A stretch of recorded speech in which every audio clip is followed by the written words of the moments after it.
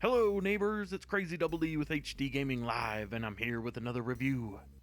This is Sebastien Loeb Rally Evo. This particular review is done on the PS4.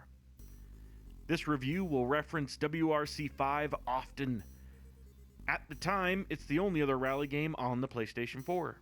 Dirt Rally is soon to release, but for now, let's see how Sebastien Loeb Rally Evo stacks up against WRC 5. You start off by creating your team.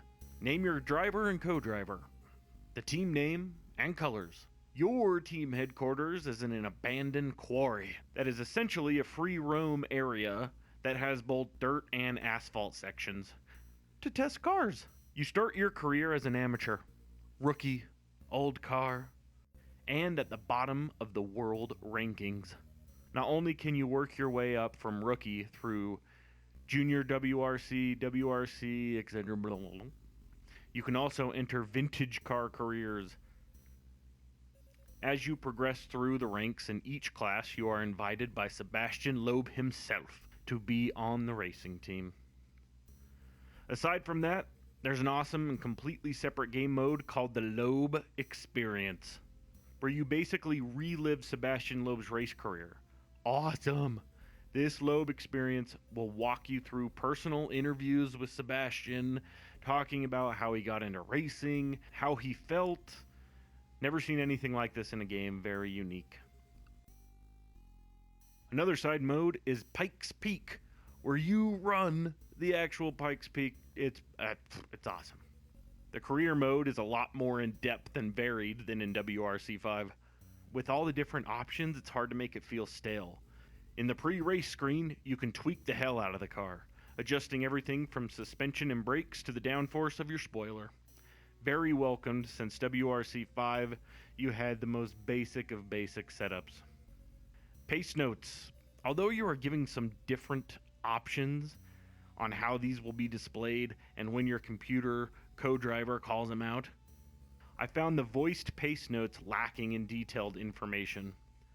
In WRC 5, your co-driver is always on the radio, giving you great info on what the track looks like up ahead. He even sounds like he's bouncing around in the car. Whereas in Sebastien Loeb Rally, it feels like the guy is in a sound booth reading the pace notes. Minimal detail, boring delivery. There's something off with the timing of these two. I tried adjusting them, but he spouts off at all the wrong times. It's so odd. The graphics at first glance don't look that good, but as I got into my first race, I realized that the first impressions were wrong. I'm loving how the vibrant colors are there, but it's still realistic. Textures are hit and miss. For the most part, they look better compared to WRC 5. But most pretty of all is the lighting. Coming through the trees, hitting your dust trail, or the mist coming off the wet road in the morning. Perfect. The sound is average.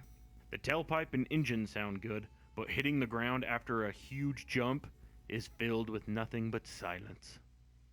It's almost an uneasy feeling as you hit the ground and hear nothing, almost like you're still landing the jump. Another sound oddity is when you barely hit the plastic fences, you hear a roaring thunk sound. What?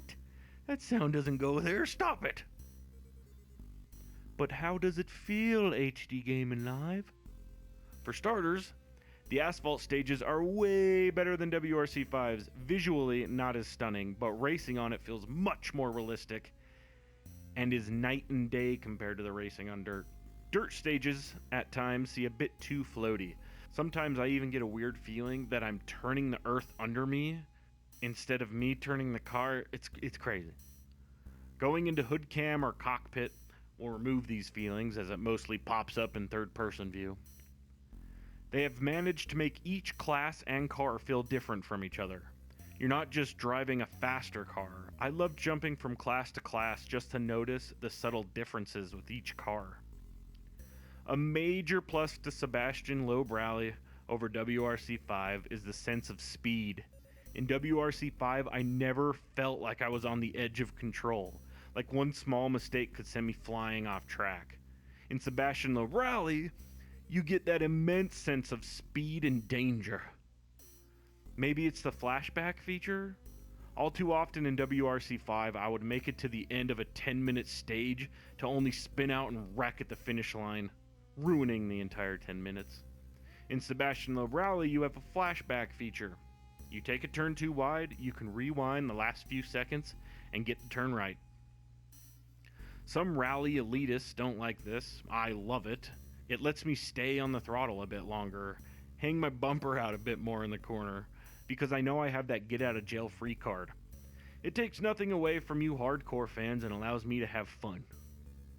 Aside from your standard rally stages, there's rallycross in the game. Oh no! That's nails on a chalkboard for those elitists.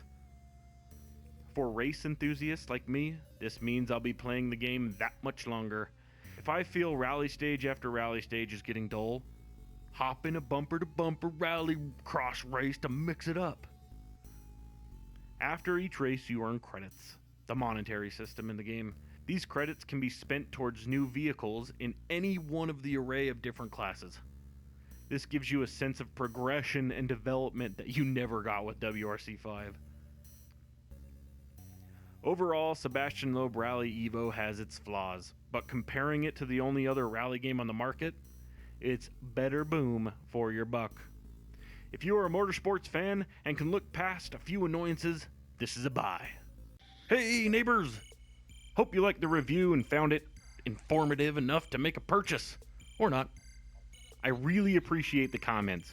Keep rocking, and I'll see you at the next block party.